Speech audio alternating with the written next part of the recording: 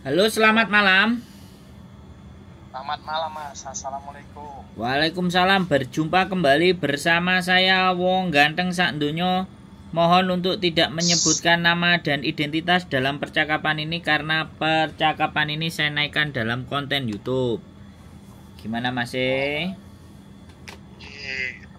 kok karo sampean iki? Kenapa? Arep nanya sama sampean. Oh, monggo. Mau nanya masalah ke Makau itu loh Mas. Oh, ke Makau. Gimana ke Makau? Katanya kalau ngomongnya lek nang Makau kuwi lek bahasa Mandarin ini menguasai penak golek job tenan apa ora to Mas? Oh, mendukung. Mendukung ya Mas. Mendukung. Bahasa itu Terus mendukung.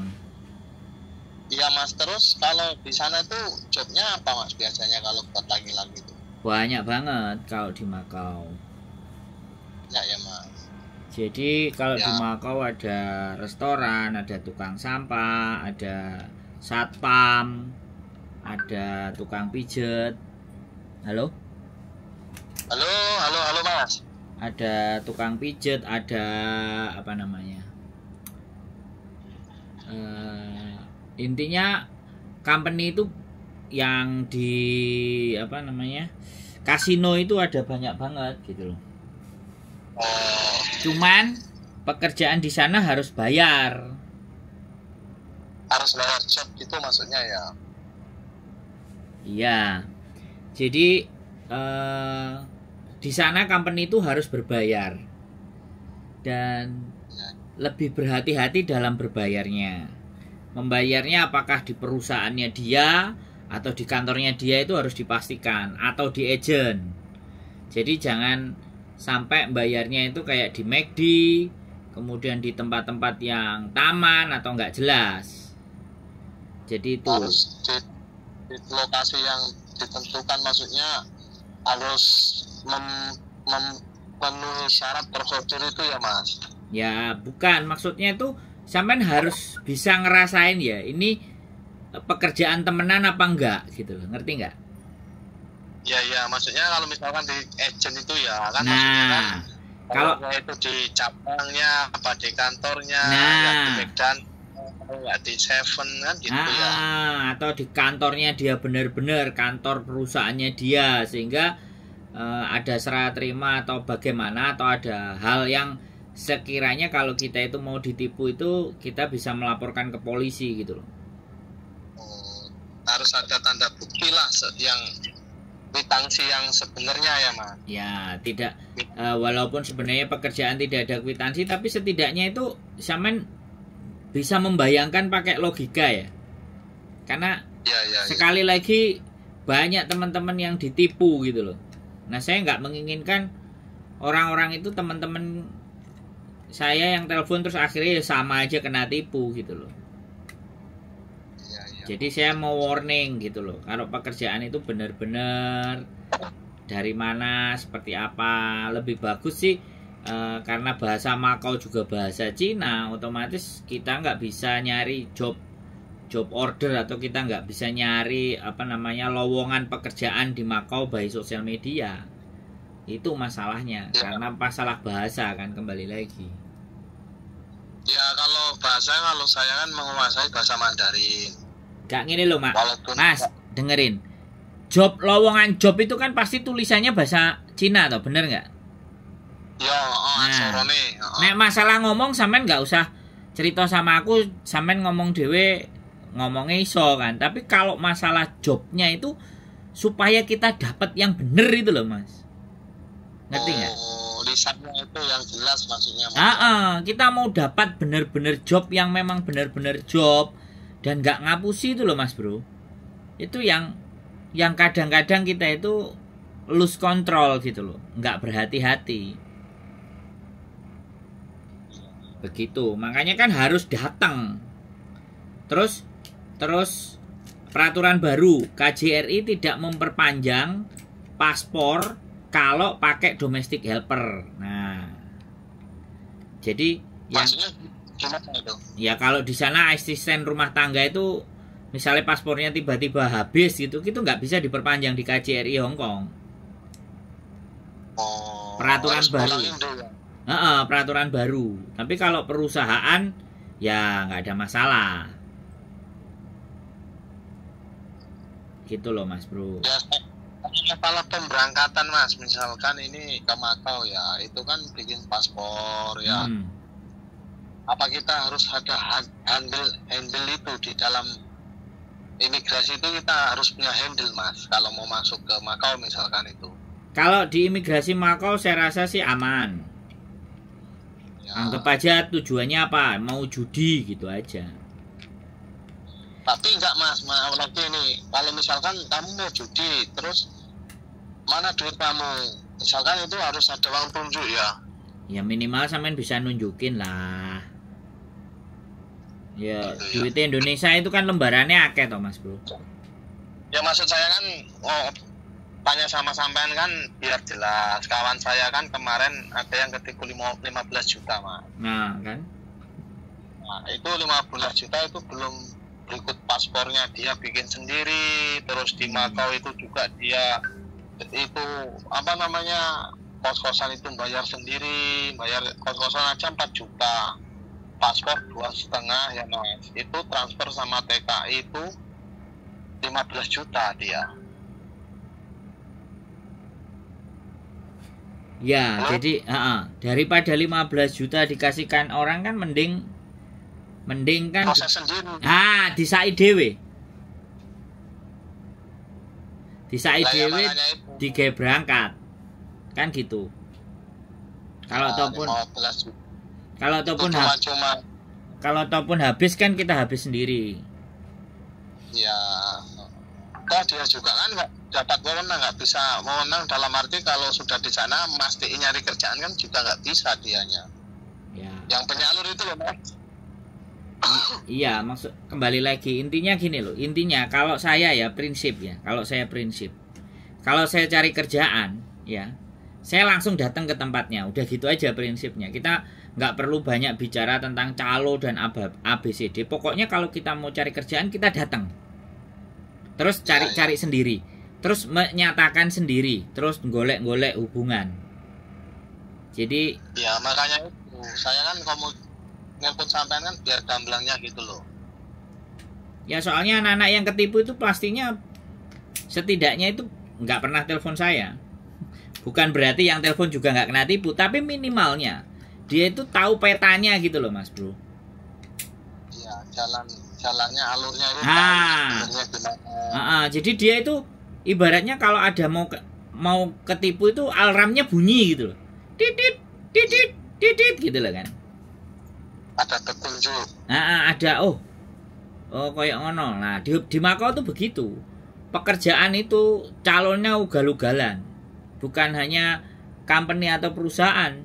Yang buat asisten rumah tangga aja kadang-kadang calonnya juga ngeri-ngeri Mas Bro. Gak tanggung-tanggung. Bongsone dhewe gitu loh. Jadi ya, maksudnya yang kebanyakan orang yang udah di situ kan penyalurnya itu. Makanya nanti gini, kalau sampean mau datang, parah lagi kalau dari Indonesia Mas. Lah itu kalau dari Indonesia itu dimintain 55 juta loh Mas. Ya wis, makanya kan saya nggak bikin TikTok, saya nggak bikin Facebook, dan mereka promonya di tempat-tempat itu gitu loh. Ya Facebook, di TikTok itu. Nah, kan enggak di YouTube. Kalau nerbangin orang itu kan sekian orang dari sana dilantarin. Sedangkan uangnya itu udah ditransfer, nggak mau tahu, kan berarti kan wah. Ya iya. Lah ya begitulah. Kita nerbangin orang 4 aja sehari ya, orang 4. Kalau 15 juta itu. Dia cuma modal omongan Mas, dia enggak cuma modal omongan lewat sini kan handle sini kan enak, itu 15 juta transfer dia enggak dapat. Udah nyampe sana juga masih ditekan ya enggak. Siap. Saya juga ngobrol ini kan bukan semata-mata saya mau apa ya, mau nyari kebenarannya sendiri, enggak. Maksudnya buat teman-teman yang belum tahu kan, nanti kan bisa, siapa tahu bisa lihat video percakapan kita ini loh Mas, buat pengalaman. Ya jelas. Jadi gini loh Mas Bro, jadi sekali lagi, zaman saya dulu pertama kali saya di Hong Kong, saya itu tidak percaya dengan siapapun. Yang saya percaya cuma teman saya, mahasiswa, dosen dari Australia, cuman bikin laporan, bikin disertasi ke Hong Kong. Kemudian dia cuma ngarahkan ke satu temannya, dan temannya itu juga pegawai salah satu yayasan gitu aja. Saya nggak kenal dengan siapa-siapa. Akhirnya saya harus menyelidiki sendiri Hong Kong itu selama 6 bulan. Dan saya itu orang yang nggak percaya sama agent. Walaupun notabene-nya di hari-hari ini itu banyak agent-agent ya yang saya jadikan karyawannya itu ada. 1 tahun saya pernah, tapi bagian sosial medianya, tidak ngurusi kantornya. Nah, karena tidak percaya sama agent, saya harus menyatakan sendiri, saya harus datang sendiri. Makanya kan sampean sudah bermodal punya bahasa Mandarin. Ya kenapa nggak sampean coba aja berangkat sendiri ke Macau pakai bahasa Mandarin. Nah silahkan berputar-putar. Terus di sana ada waktu 1 bulan sampean untuk mencari pekerjaan. Dan harus benar-benar nanya kiri kanan dan atas bawah. Jadi di perusahaan-perusahaan mana gitu kan. Ya sebelum melangkah kan harus matang dulu kita Mas, mempersiapkan itu kan. Ya. Kalau cuma berangkat aja kan sia-sia nantinya kan, iya nggak? Siap. Jadi seperti teman saya kan, iya ini berangkat udah 3 minggu ini belum dapat job juga di sana. Nah, ya sudah. Ya. Terus company aku kemarin di pending nggak usah berangkat, tapi duitnya itu kan udah masuk 55 juta. Waduh, udah masuk Mas, ini paling diterbangin di Hong Kong, paling dia di Hong Kong nanti jadi ilegal paling kalau di Hong Kong, nyampe Hong Kong pasti. Kalau ilmunya terus Mas ini mohon maaf Mas ya, tanya lagi, kalau misalkan ke Macau itu kan pertanian nggak ada ya, nggak ada. Perkebunan bikin kebun sayur, kebun buah itu kan nggak ada. Kalau di Hong Kong itu ada Mas? Kalau Hong Kong? Di Hong Kong ada. Di Hong Kong ada. Pertanian, perkebunan ada. Tapi satu-satu. Harus metani. Maksudnya harus metani Mas. Harus benar-benar ketemu majikannya. Oh ya, enggak dari mulut ke mulut ya? Enggak. Saya kemarin soalnya pernah waktu saya kemana kemarin, di salah satu pulau di daerah Taipo, itu ada mas-mas 3 nyangkul di kebun. Terus ketika kita lewat mau syuting film, ya kan, kedengaran bahasa Indonesia, terus dia nyapa. Nah terus di situ ada 3. Terus ternyata mereka ya bertiga, dipekerjakan bertiga, ya kebun ya ada. Tapi memang legal juga itu ya? Legal ya? Legal. Jadi ada yang legal, ada yang ilegal pertanian. Gitu. Jadi pada prinsipnya bukan nggak ada di Hong Kong pekerjaan yang legal itu, bukan nggak ada. Ya ada, cuman majikannya satu-satu gitu loh Mas Bro. Majikannya satu-satu, dari 1000 itu mungkin ada cuman 10, cuman 15 gitu. Kalau 100 ya cuman 1 atau 5. Nah, ini kemarin ada yang ngomong sama saya, laki-laki, dia mau finish kalau nggak salah, atau mau ngebreak, mau finish, mau ganti orang. Ya nggak tahu, dia cari kerjaan lain. Dia WA saya juga gitu. Di perkebunan juga? Saya nggak tahu. Tapi dia kata istrinya legal, finish. Tapi dia nggak mau nambah kontrak. Dia mau cari majikan lain. Kalau enggak Mas, kalau di Hongkong itu kalau buat laki-laki habis berapa Mas? Kalau kerja sama kayak mbak-mbak itu nggak butuh duit, tapi potongan. Itu potong gaji. Iya, ya. itu Cowok, yang bisa, kalau buat cowok. itu proses yang resmi, potong gaji. Kalau buat cowok bisa Mas? Bisa, selama ada majikannya. PT-nya tahu Mas, jalannya masuknya kemana tahu nggak? Saya nggak ada. Saya temen-temen yang cowok aja kerja di sini, saya tanyain agennya aja nggak mau jawab. Oh. Temen saya yang main ke rumah saya, ngonten sama saya, tak tanyain agennya aja, dia nggak mau ngasih tahu.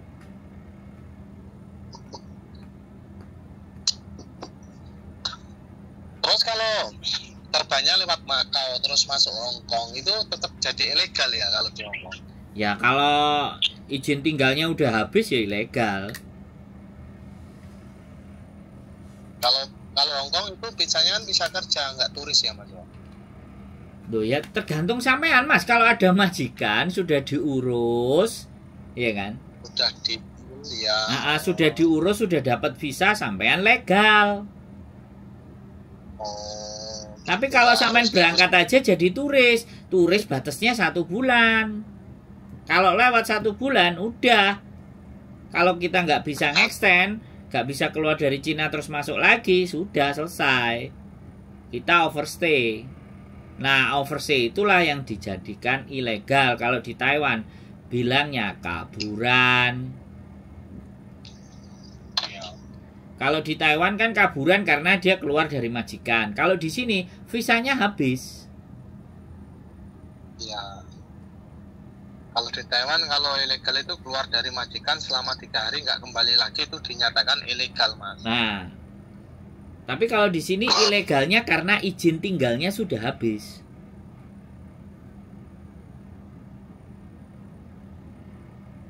Gitu Mas Bro. Terus gimana lagi?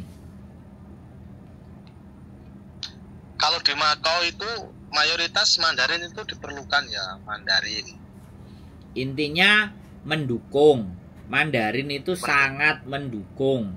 Makanya bawa uang yang banyak terus berangkat. Jadi turis. Minimal 6 juta ya. Ya, dengerin aja. Dengerin saya ngomong dulu ya. Sampean tak kasih tahu, sampean dengerin ya. Di Indonesia sampean bilang, "Saya mau ke Macau." Ngapain? Judi. Mana duitmu? Nih tunjukin. Tapi kalau sampean nggak mau jalan-jalan ke Macau, ya sampean tiketnya beli putus-putus. Di Indonesia kan pasti kalau berangkat ditanyain tiket PP toh. Ya. Ya, sampean PP-nya dari misalnya Jakarta Singapura, Singapura Jakarta. Terus kasih waktu cuma 3 hari atau 4 hari. Jadi jalan-jalan di Singapura 3 hari 4 hari gitu aja. Lah nanti nyampe di Singapura sampean juga sudah beli tiket di tengah-tengahnya. Jadi tiketnya putus-putus gitu loh. Nah sampean pingin mengelabui yang Indonesia, ya kan? Karena kalau Macau dia pasti akan penasaran ngapain ke Macau kan kayak gitu tuh. Nah kalau nek sampean yakin tiket PP Macau ada ya nggak apa-apa. Ya kan, saya ke Macau mau judi, mana ini duitnya. Nah, yang penting ada tiket baliknya. Kalau nggak punya duit banyak ya jalan-jalan sebentar ya, entah ke Malaysia, entah ke Singapura, PP gitu aja. Tapi di tengah-tengah saya sampean ada tiketnya ke Macau gitu loh.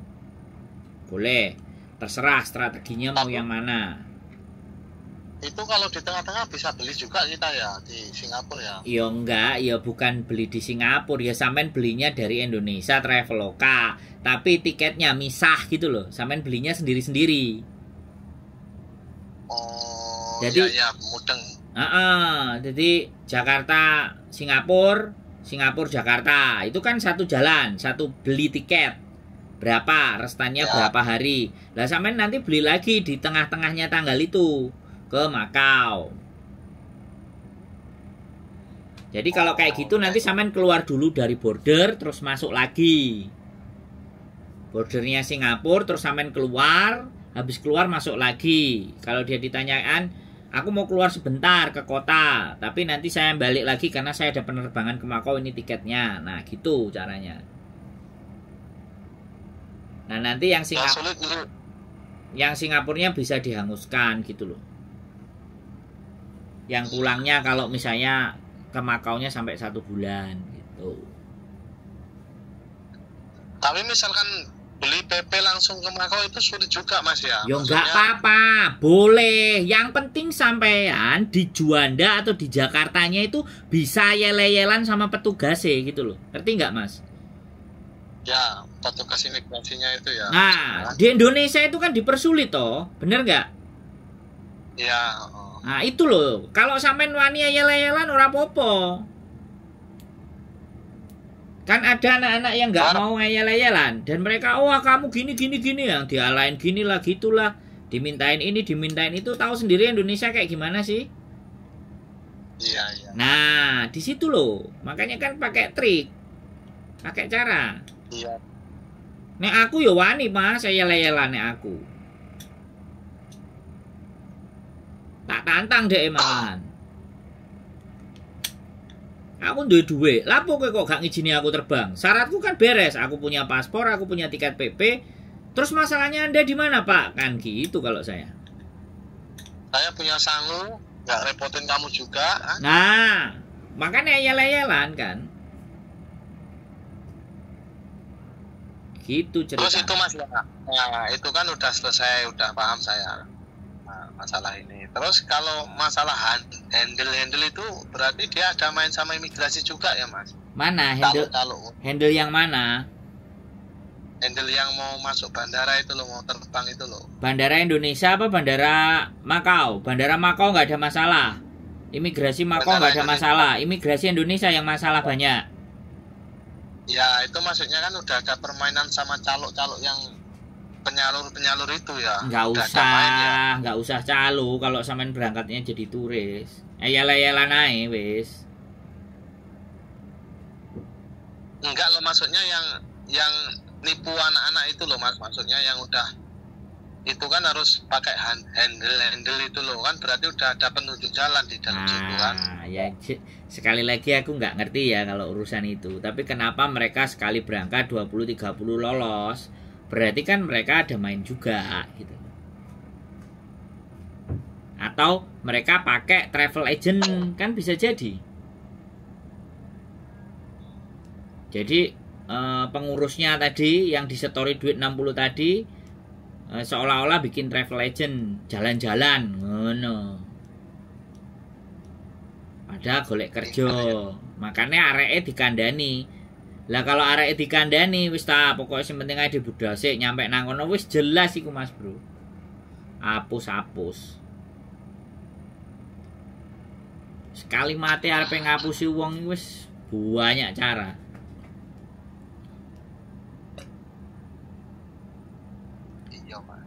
Jadi gitu. Ya intinya siapno sangu sampean berangkat dhewe aja. Wis babat alas nang Makau. Gitu. Terserah mau babat alas di Makau, mau babat alas di Cina, mau babat alas di Hong Kong, sampean kan bisa Mandarin. Wis gunakan. Emang kalau di Hong Kong Mandarin juga bisa digunakan kalau di Hong Kong. Kadang-kadang ada yang ngerti. Kadang-kadang ya, Mandarin, kadang-kadang ada yang ngerti. Kalau Mandarin ya dikit-dikit ngerti Mas. Saya dulu kan pernah di Taiwan juga toh. Lah ya wis, wong saya aja nggak bisa Mandarin, bahasa Inggris ya klopak-klopo ya. Alhamdulillah ya sekarang aman kok. Bisa ning kono berang-berang tahun ya. 10 saya Mas Bro. 10 tahun ya. Iya. Saya jadi turisnya 23 bulan. Sampean Mas ya? Ya, keluar masuk. Jadi pas dibukain catatan rekod saya di imigrasi itu terhitung 23, dibuka lembarannya dia seret. Tanggal berapa saya masuk, tanggal berapa saya keluar, tanggal berapa saya masuk, terus dideportasi, keluar lagi, tanggal saya masuk, imigrasi punya catatan semua itu, Mas. Iya. Tapi kalau dideportasi, kalau di Hong Kong bisa masuk lagi ya, Mas ya? Ya bisa, tergantung alasannya. Kalau di Taiwan itu kan seumur hidup ya. Ya kan, karena kalau di Taiwan sampean udah bikin masalah di dalamnya. Kalau kita di dalamnya dideportasinya hanya karena baru nyampe terus langsung disuruh keluar, itu kan ya juga dideportasi. Ya, maksudnya kabur dari pekerjaan majikan. Kalau kabur di Hong Kong di penjara dulu. Tapi kan backlistnya habis 5 tahun ya. Saya nggak ngerti karena belum ada yang nyoba. Dan yang sudah nyoba nggak cerita sama saya. Dan saya belum pernah melakukan pengalaman itu. Makanya saya nggak berani jawab yang itu. Anak-anak yang sudah overstay 5 tahun aja tak suruh nyoba. Silakan coba, Mbak. Kalau berhasil berarti bisa blacklist 5 tahun selesai. Tapi kalau nggak berhasil ya sudah, merekanya nggak tahu sudah dicoba apa belum dicoba, tapi mereka nggak laporan lagi sama saya. Kan repot toh, Mas. Kan soalnya saya ini kan orang yang mau telepon, yang mau saya up, ya kan. Kalau dia telepon ngomongnya wes jangan dimasukkan di YouTube, ya sudah saya nggak nelpon. Saya ditelepon juga nggak saya angkat. Ya kan? Karena nggak kalau Masnya kan, kenapa? Kalau Masnya kan hanya ngasih saran, yang maksudnya jalan yang ini bisa dilewati, yang ini bisa dilewati. Nah terus kan ini kan banyak manfaatnya buat yang awam, maksudnya Mas, yang belum tahu, belum pernah proses kan. Ya, jadi gini Mas, kadang namanya sosial media itu ada yang menilai positif, ya kan? Ada yang wah, Sandro ini ngompori orang-orang untuk ilegal, kan kayak gitu tuh. Iya. Ya kan? Padahal saya itu menceritakan diri saya sendiri. Dan saya yang tidak sebenarnya yang terjadi di dalam diri saya. Jadi kan saya nggak menyuruh orang, tapi saya menceritakan itu di konten. Ya kan? Nah, kalau ada orang yang mengikuti ternyata dia nggak bisa berhasil, ya jangan disalahkan saya dong, bener nggak? Saya ngomong kayak gitu. Iya. Saya bercerita hidup saya, kayak Chef Danco itu ceritanya kayak gimana. Terus orang-orang yang sukses di Amerika yang melompat dari kapal pesiar, terus mereka masuk secara ilegal ke Amerika, ya itu kan cara mereka gitu loh kan. Dan itu pilihan mereka. Dan mereka menceritakan masa lalunya. Saya juga sama. Masa lalu saya juga begitu. Masa lalu saya bertahan itu begitu.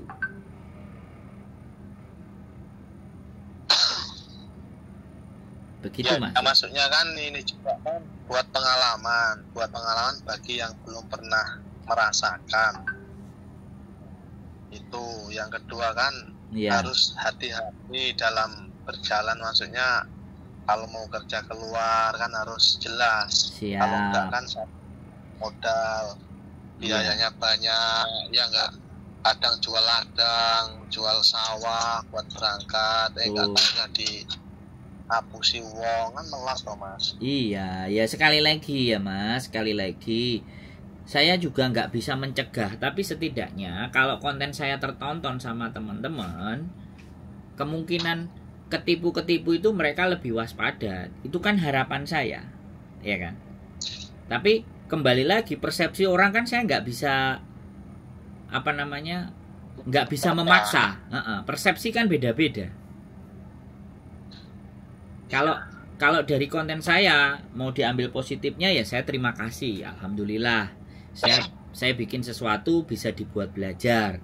Tapi kalau konten saya dinilainya negatif, begini dan begitu, ya itu bebas. Saya juga nggak harus orang yang yang mengkomentari saya itu bagus saja, komentari jelek ya silahkan, nggak ada. Orang keluar negeri itu pasti di Indonya itu orang nggak ada mas. Kalau ada nggak mungkin dia pergi ke luar negeri kan gitu. Tetap ada kekurangan mas, pasti kekurangan di Indo itu. Kadang usahanya bangkrut, ya nggak mas? Siap. Ya kan kasihan kalau cuma manisnya aja, nggak ada tanggung jawab, udah nyampe sana ditekan lagi, nggak dapat kerjaan. Ya makanya aku telepon sampean biar gamblang gitu loh. Maksudnya ceritanya temen aku itu saya resapi, saya pelajari, terus golek mateng ini kan aku nelpon sampean nono lho gen gamblang iki kan. Siap. Enggak kur jarene kae ngene kan. Betul. Saiki jarene wong sing tau nang kene kan ngono to, Mas? Jadi kalau nasib itu kan, kalau nasib orang itu berbeda-beda, rezekinya orang berbeda-beda. Siap.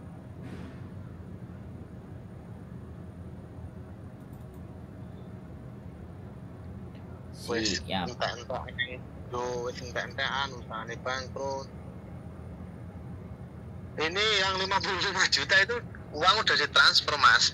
Wah. Nah temen aku yang berangkat pertama itu kan awal mulanya kan dia kan mau kayak yang terakhir ini 55 juta langsung transfer, taunya beres. Nggak taunya ada orang lain yang di Hongkong itu nelpon dia, cuma paspor sendiri, cuma itu habis paspor ready sendiri kan. Kalau paspor ready dia nanti transfer 15 juta. Tapi kalau udah nyampe Makau kan 15 juta itu udah ditransfer sama yang nyalurin itu loh mas. Siap. Nah yang nyalurin itu udah ditransfer 15 juta. Terus sananya di kosan Makau itu dia bayarnya 4 juta lagi. Itu nggak terlalu parah kan. Yang parah lagi kan kalau 55 juta itu 55 juta itu terbang aja tapi kan belum kerja di sana juga. Aslinya gini loh mas, aslinya kita juga nggak ngerti ya. Yang ketipu itu benar-benar dia tahu ditipu atau ya sudah sekarang udah berangkat aja dulu. Nanti di sana kita gampang. Ada yang kayak gitu. Karena begini mas ceritanya, orang-orang yang tertipu, ya kan, udah nyampe di Hongkong, ya kan, dia ngerekam terus dia cerita-cerita, habis itu dia pulang, lah dia itu nipu lagi gitu loh. Paham nggak? Iya. Jadi penipuan ini rantainya nggak putus-putus. Soalnya korban-korban yang berikutnya ya yang polos-polos. Nah kalau yang sudah nonton konten saya kayak sampean, nah mikir. Ya yang nggak ngerti-ngerti itu kan budal, mari budal terus engko nipu kancane terus gitu. Jadi kayak multi level gitu. Malah dendam yo. Nah, itu loh Mas Bro. Makanya jahat banget. Sindikatnya itu jahat banget. Berarti kalau di Makau itu penyalur agensi Indonesia belum ada ya, Mas? Kemarin gagal ya. Perundingan pemerintah Indonesia sama Makau itu gagal. Gagalnya di apa mas maksudnya? Ya diplomasi, hubungan antar negaranya. Jadi aturan-aturannya ada yang tidak tersepakati gitu. Antar negara ya, maksudnya kan kalau udah dibuka cabangnya, kantor PT-nya di Indo ada, kan lebih mudah. Nggak ada mas, makanya nggak deal.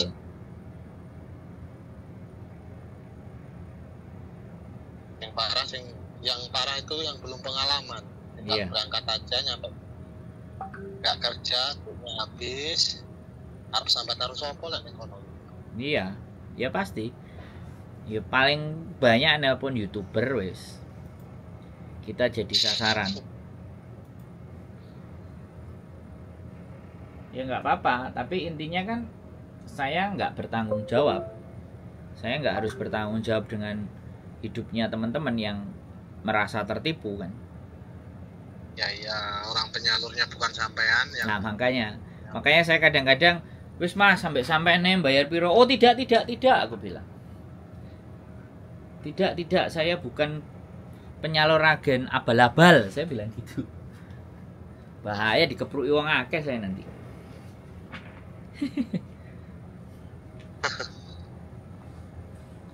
Tapi kalau ada agent, kemarin saya sempat datang ke agent juga yang jaga anjing gitu kan. Saya sempat jaga anjing ya kan. Habis itu saya samperin. Jadi ketika saya samperin, ternyata memang ada agentnya. Jadi agentnya ada yang di Hong Kong. Makanya nanti alamatnya sampean tak kasih, sampean coba hubungi. Tapi bahasa Kantonis ya, sampean coba aja kalau bahasa Mandarin. Ada itu ya? Ada nanti tak kasih sampean. Tapi jaga anjing ya? Ya wis, intinya gini loh mas. Semuanya kan sampean mau cari info kan? Ya udah ditampung dulu ya. gitu. Ya. Ya, ditampung dulu. Kalau jadi rezeki sampean kan sampean tadi bilang kalau rezeki ya Gusti Allah ya, kita kan berusaha kan kayak gitu tuh. Rezeki orang kan beda-beda.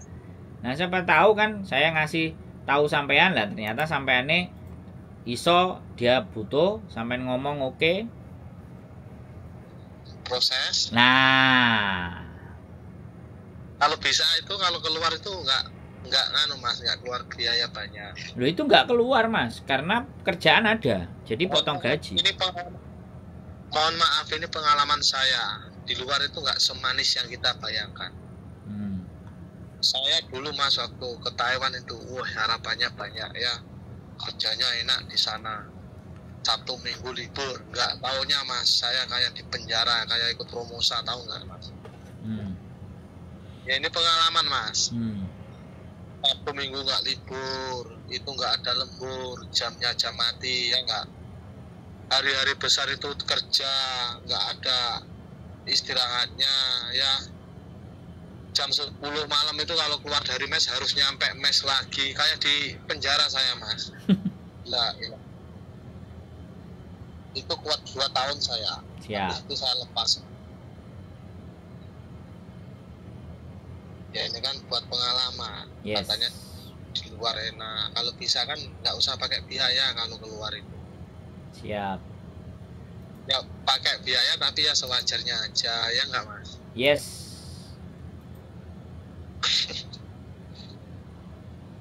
Kalau sampean cerita susah, saya malah bambung mas bro. Di Hong Kong.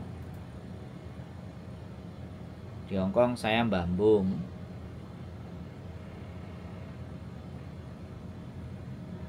Sampean kan mbak ini Hong Kong ya? Loh enggak, saya turis dulu. Istri saya udah duluan di Hong Kong 20 tahun. Ketemu saya, istri saya 14 tahun, 13 tahunan. Saya kenalnya ya di Hong Kong. Saya kenalnya di Hong Kong sama dia. Bukan saya dari Indonesia terus dibawa ke Hong Kong sama dia, enggak. Enggak ya? Enggak dong. Saya berjuang sendiri. Saya tidur di Victoria Park, saya tidur di lapangan. Panas hujan, saya nguli. Diapeki karo arek-arek. Padha ae, Mas. Jadi kalau masalah sampean kan jelas pekerjaannya ada, gajiannya ada. Saya enggak tentu. Ada kerjaan ya dikerjain. Karena memang saya ke Hong Kong kan bukan cari uang. Saya ngetes awak. Waktu itu saya nyoba-nyoba ke Jepang bertahan 3 bulan. Lumayan dapat duit 45 juta. Terus habis itu keluar. Terus ngetes lagi Hong Kong. Harusnya saya pinginnya ke Australia waktu itu. Dana nggak cukup. Cukupnya cuman ke Hong Kong itu pun cuman punya duit 5 juta. Ya udah coba ke Hong Kong. Ya alhamdulillah sampai sekarang bisa mondar-mandir.